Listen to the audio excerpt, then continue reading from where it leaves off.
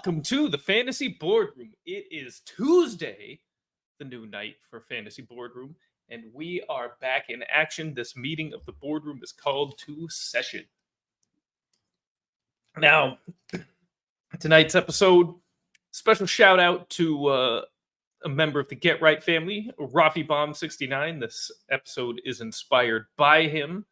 An idea he threw out in one of our league chats. We'll zip on over there. I'm not going to read it word for word because, it's Rafi. We're not necessarily always family friendly here, but we still try to keep a certain phrasing away from here. So sorry, Rafi, but we'll give the cliff notes here. One thing Rafi Bomb 69 or Rafi 69 Bomb mentioned that I've always wanted to do as far as a show goes is a lessons learned based on last year's draft. Just do top 4 or 5 rounds. Obviously, you can't take injuries into account, but focus on the bed shitters. So that's what we're going to do tonight. Rafi, I hope you're watching tonight. We're going to take a look back at 2023, the first 4 or 5 rounds, sniff out who those landmines were. Obviously, we have the benefit of hindsight, so we know exactly who blew it for us, and see if we can figure out why and apply those lessons here into 2024. And again, we're not going to factor in injuries. That can happen to any player, unfortunately. It does happen to many. The NFL has a 100% injury rate, just a violent sport. So let's just jump right in. And we're also, as we do this, I am actually able to just throw it up so that way once it starts, we can go. Because we might be able to throw some additional takes in as the Tuesday edition of the final week mock tournament of champions gets underway. So we have tonight, tomorrow, Thursday, and then the final semifinal coming up on Friday. So really excited to see how these boys do here. Many of these guys have been in recent drafts or in many of the drafts over the weeks, and we've got some really good drafters here. Some guys who've gotten some high grades from our team over the course of the tournament. Jake the Snake has done well. Uno Gas, Raven Joe, AB is King, Breaking Ball, Blower Up, Nader, Neanderthal. Like, this is almost worthy of a final. Spitta, FaZe, DCAS, HREV7 is the only name I'm not familiar with. I mean, we've got an all-star lineup here to go. And it started Jalen Hurts #1. This week is super flex. So this is a little different than what we're going to be talking about in the first 4 or 5 rounds in our lessons learned. We're focusing really on one QB there. That's what the ADP of these first 5 rounds will represent. And Lamar at 2. I appreciate that. Uno Gas. I appreciate that very much. Everybody knows me how much of a fan I am of Lamar. Although I would never take him over Allen. So, doesn't matter. So let's dive into what happened last year and what lessons we can learn for this year. So in the first round, the most obvious one, Austin Eckler. ESPN ADP of 3 overall, RB1, Sleeper ADP of 4 overall at RB2, and the exact same thing in Yahoo. His actual finish, RB26. This is also full PPR. For ESPN and Sleeper. For Yahoo, it's half PPR since that is the standard over there if you play in Yahoo leagues. One of the worst picks of the year, and while we did mention that injury does not count, injury did play a role here. He, for himself directly, relatively minor. Justin Herbert also got hurt and kept the team flailing. In the final half of the season, though, we really saw a big drop-off from Eckler. I mean, if you watch him, he looked slow. He looked kind of washed, which is a bummer because, here at Get Right, we are big Austin Eckler fans, but there's really no glossing over how he looked last year and how he performed last year. So even though the team was really not good, Justin Herbert got hurt. We just can't absolve Eckler based on what we saw in the final half of the year. And I think the lesson to be learned here is to avoid taking an age cliff RB or with an extremely high pick. I mean, we're talking top 4 picks here. Avoid taking an age cliff RB on a mediocre team with a head coach who is on the hot seat while you're here. And despite the previous excellent years before, I mean, there's plenty of reason to be optimistic about Austin freaking Eckler, especially in PPR. Those were major red flags, and they were missed by most, as reflected by the ADP, and including myself. I don't think I had him at RB2. I'd knocked him down to, I think, RB5 last year, but still had him as a first rounder, so I can't pretend like I was correctly identifying those flags. And the closest first round comparison that we can find this year is Saquon Barkley. Not a direct comparison, but he is nearing the age cliff, and he does have a coach who may be on the hot seat. If you recall, at the end of the 2023 season after the postseason, it was not a certainty that Nick Sirianni was going to be returning. So there's a lot of pressure on that staff and on that team. And they're unlikely to be a mediocre team. So we can't really throw that in the mix of his profile here, but there are signs. Now, I'm not fading Barkley. I'm very high on him because I am optimistic in his role in a much better offense than he's ever had, with a much better line, infinitely better line than he's ever had. So I'm still in on Barkley. However, Alvin Kamara, while not a first-round pick, still going in these top 5 rounds, fits his profile to an absolute T. Mediocre team, head coach on the hot seat, age cliff. All those things. His cost, though, 4th round, late 4th round in most cases, early 5th round in some platforms. So it's still risk, but nowhere near the risk. It probably does make you want to hesitate on Kamara at that stage, though, even in the 4th, 5th round. I mean, those first 5 picks are foundational for your team. Number 2 in the first round, Stephon Diggs. Now, technically on ESPN, he wasn't quite a first rounder. He had an ADP of 13, wide receiver 6 overall, sleeper ADP of 10, wide receiver 5, and Yahoo ADP of 11, wide receiver 5. Actual finish, wide receiver 9. Now, this is not very far off from his positional ADP. So normally I'm looking for something a bit more extreme. In the first round last year, not factoring injury, this was the next best one. And really, even though he was wide receiver 9 overall, context matters. Tremendous first half. That's what buoyed his season-long finish. But really seemed to check out for the most part after the midway point of the season. He only had 1 game over 10 points in weeks 10 through 17. So from week 10 through the end of your season, 1 double-digit performance. Just brutal. So he may have helped pad your early record, help get you into the playoffs, but he absolutely crushed you once you got there. In one Dynasty League, I made a trade for him at our trade deadline in an attempt to shore up my wide receiver core for the playoffs, and that failed spectacularly. So now, admittedly, this is kind of a hard one to take a lesson from, because how do you predict that a guy is just seemingly going to check out of a season, so to speak? But there was one warning sign from last year, and that was that Diggs similarly disappeared in the 2022 fantasy playoffs. Just very underwhelming performance. Absolutely did not help anybody win their leagues in the playoffs. Let's check in on this draft here before we move on to the second round. Oh, and actually, no, I take that back.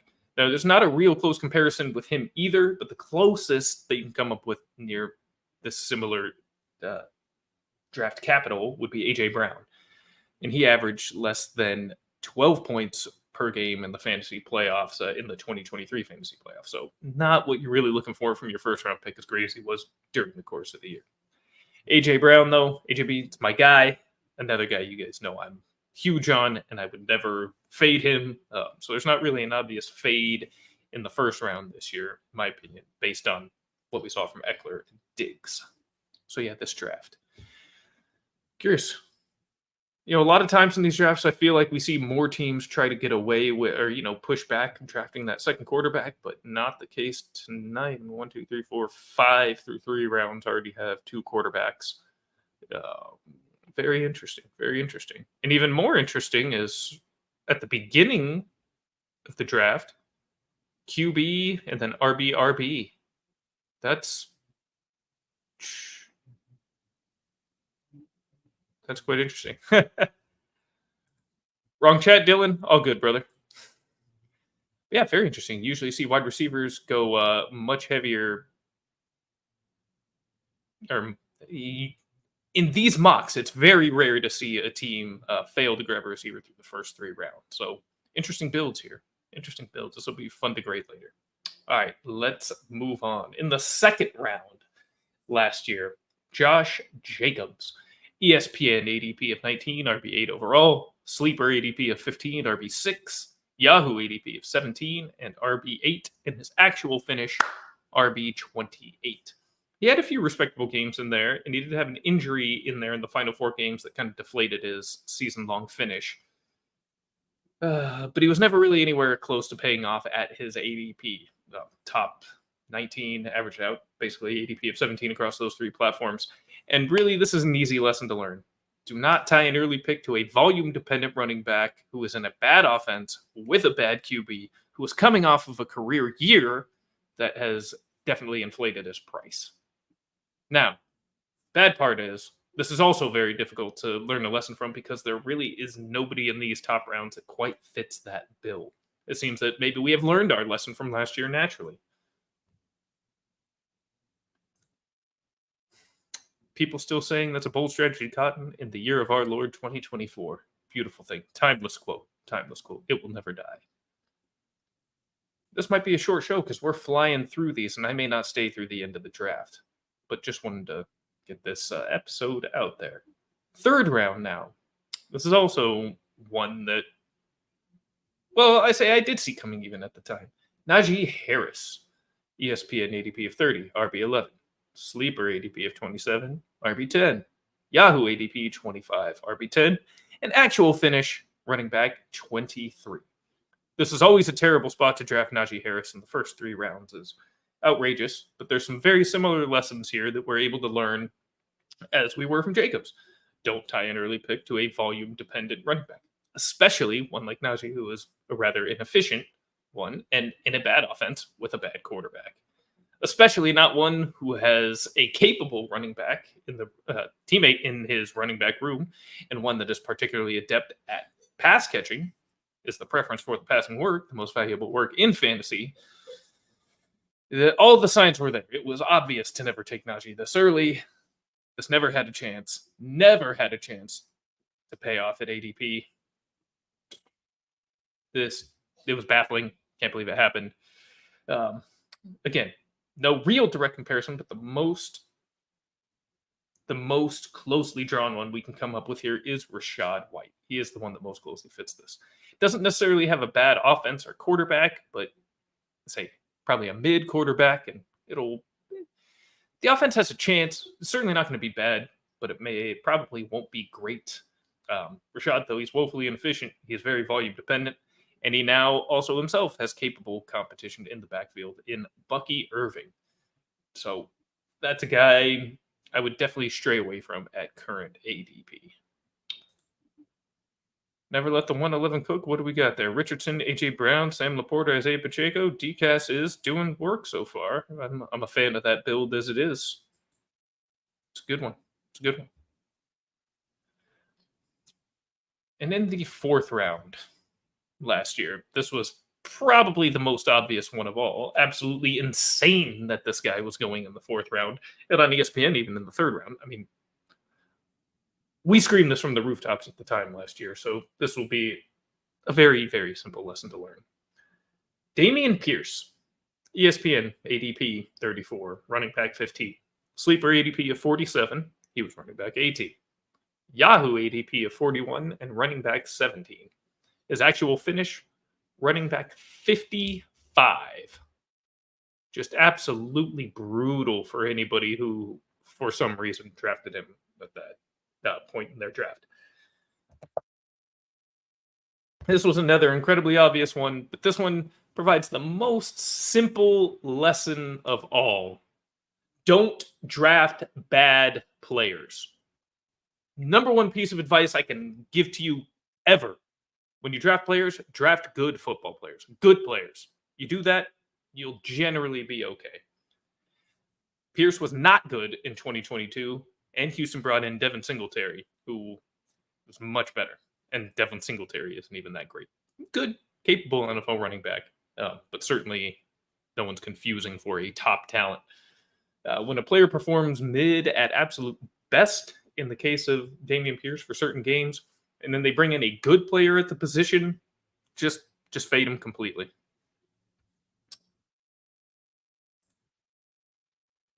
Well, actually, we'll get to your question here in a second, Robbie. So before we do so, final thought here.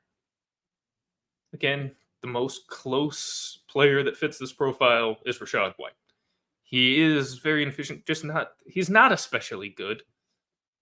And competition has been added. Now, I'm not going to say Bucky Irving is or isn't as good as Devin Singletary yet. I don't know. But he appears to be capable. And again, White is just right to be overtaken or at least have his work very cut into. So avoid White early in your drafts. Rashad White.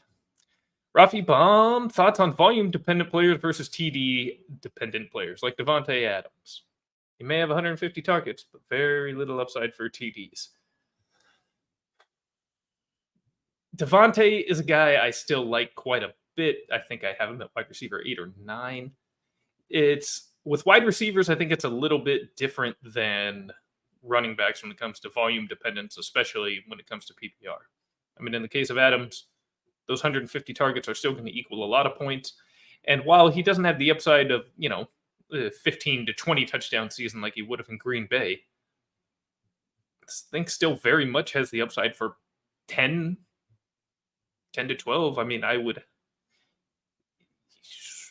say 12 to 1,300 yards, 10 touchdowns. I think you could still very much see on the table for Devontae with over 100 catches mixed into that. So, I mean, you're 260, 270 point player, somewhere in that range in all likelihood. So where would that even put us, as far as projections?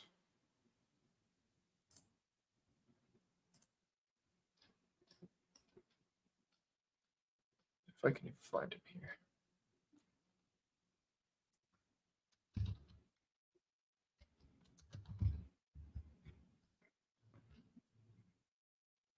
Yeah, so projected at 234 on Sleeper for the upcoming year. So whatever, we'll just say in the 250 point-ish range, which would have him, I don't know, 1, 2, 3, 4, 5, 6.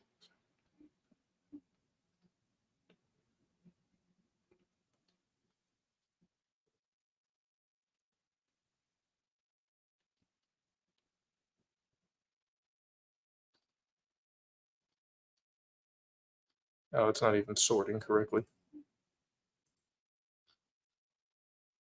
It's hard to say, but that's still going to be a very valuable player. I mean, 250. Yeah, I mean, it squarely in the wide receiver 1 conversation.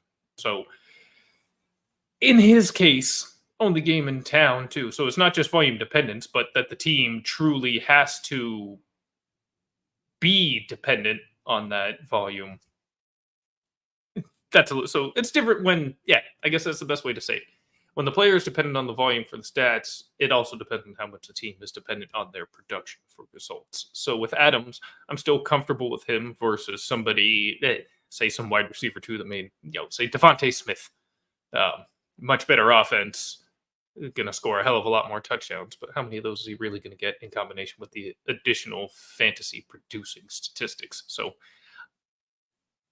I guaranteed production with what I don't know. Adams is a hard example because I don't think his ceiling is super low. He doesn't have a chance at wide receiver 1 overall, probably not even top 5, but right there in that 8, 9, 10 window, he's going to be right there, I think.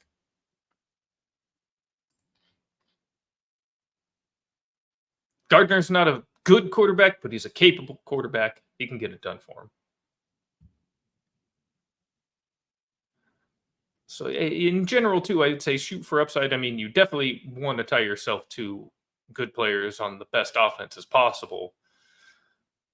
But for truly, truly elite players who also are really just the only real weapon, now, I think Bowers is good. Myers has shown himself to be a proven NFL receiver as well. But the gap between Adams and those guys is so massive.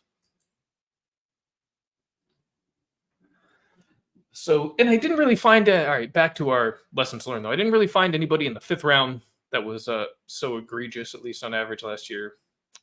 So that's the general takeaway here or the general spiel that I have for lessons learned. So the overall takeaway, though, as I came away from this, is that the wide receiver picks in general, injury is notwithstanding, seem to be a whole lot safer. While the finishing order versus ADP order was obviously very different. They didn't get drafted in perfect ranking or anything. Not that many early wide receivers were significantly off. And similar with QB.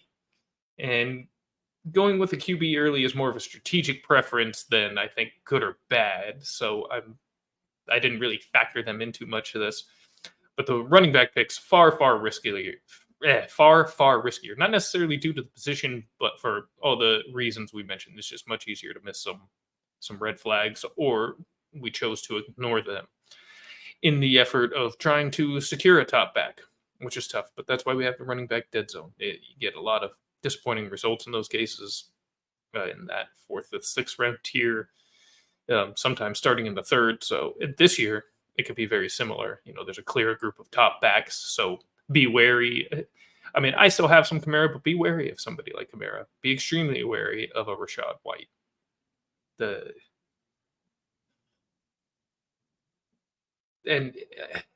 Kyron Williams is a guy I wanted to work in here too, honestly, because I'm very terrified of him in the 2nd round. But he didn't really fit the profile of some of the biggest bombs that we had last year.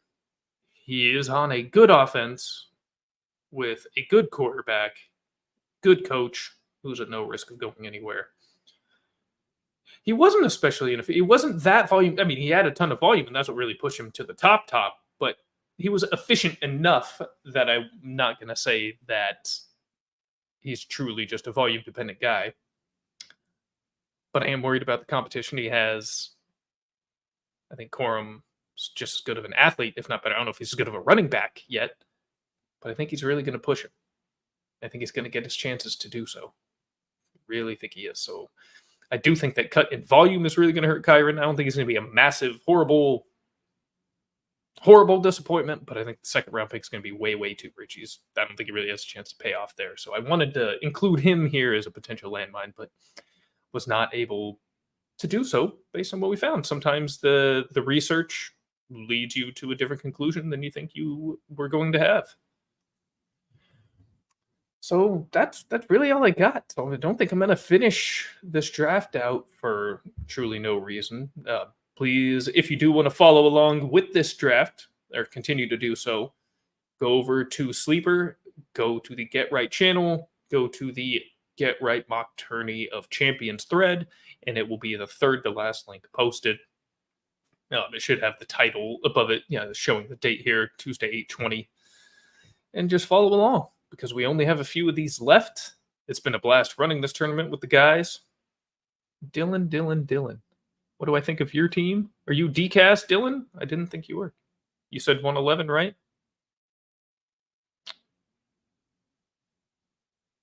But DCast isn't you, I'm pretty sure.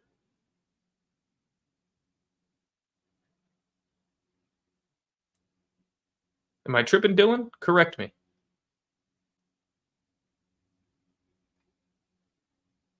Oh, all right. Well, if that is, all right.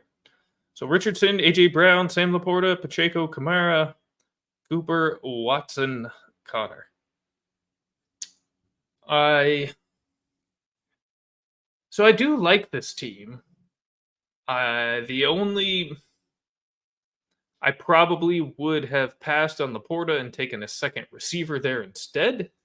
You can get a really good comparable tight end to Laporta, a couple rounds later. I mean, McBride went 2 rounds later. Andrews almost 3 rounds later. So that might be the only complaint, but we'll see how you can fill out this wide receiver room. But the running back room is very solid, very high end with Richardson, AJ Brown, Laporta. So, I mean, you have a chance. You've at least set yourself up for the chance to have the QB 1, wide receiver 1, and tight end 1. I don't think any of them will quite get there, but they definitely all could be. That's in the range of outcomes. So you did swing for the fences, as you said here, but I think that's good though. I mean, we're playing for 1st place, right? Not 2nd place, not 5th place. Watson could prove to be a really good value. I mean, it's so hard to say. It's because we haven't seen it in so long, but we still have seen it. We know the guy has the talent somewhere. If he can ever really regain his form is the other question. So I'm okay with him in that spot as well, especially to have another guy who at least is a little bit of a running threat as well in the backup QB position or the QB2 position. Connor, Kamara, Pacheco, a little bit of risk, but all should be really solid. So yeah, just try and crush the rest of this wide receiver room if you can. See if you can find some value left on the board in that area, and you can find yourself with a really, really nice team. And QB3 will probably matter too, just because Watson is your QB2, but I wouldn't reach too far for it. Very interesting, but good team. Good team. I would not be upset with leaving a draft with that. Breaking is a good squad. Love to go on Cup over Diggs, though. Wait, is that what happened? Did he take... Ooh. That is a good squad, but that is a glaring mistake, in my opinion. I agree with you 100%, Rafi. Coop over Diggs 100 times... Cup over Diggs out of 100 times out of 100 this year, for sure. Yeah, you put Cup right there. This might be one of my favorite teams so far. Oh, man. I mean, maybe you have your reasons breaking ball, but woof. Heisenberg, Cooper Kupp, wide receiver 1 season incoming, or I think wide receiver 3. Yeah, I don't know. He's gonna be great. Gonna be great. Well, again, though, that's all I have. So please, you guys go over. Yeah, if you want to keep following this draft, go over to Sleeper, Get Right channel, third link from the bottom. It will take you there. Continue to follow along throughout the rest of the week. If you're still trying to get in, just keep an eye out. Sometimes people drop out even if they're full, so keep checking back in, see if you can get yourself a spot. Otherwise, looking forward to coming back with you next week, doing this again. Now, next week, I haven't 100% decided what the topic's going to be, but probably, as we're just so close, and there are going to be some final drafts, work, home leagues, whatever, the less degenerate leagues that don't, that draft closer to the season to account for training camp and preseason injuries. What I plan to do, I think I should be able to carve out enough time to do it. I go through probably 10 rounds of each of the 3 primary popular platforms in ESPN, Yahoo, and Sleeper. Find the best pick in each round by ADP and the worst pick. Share the thoughts of those so you can go into your final drafts fully prepared and knowing where to find the value and where not to get screwed. Equally important. First round is absolutely stacked this year, though. You should be able to start out with a stud player no matter what. That's the beauty of it. And just pray they stay healthy.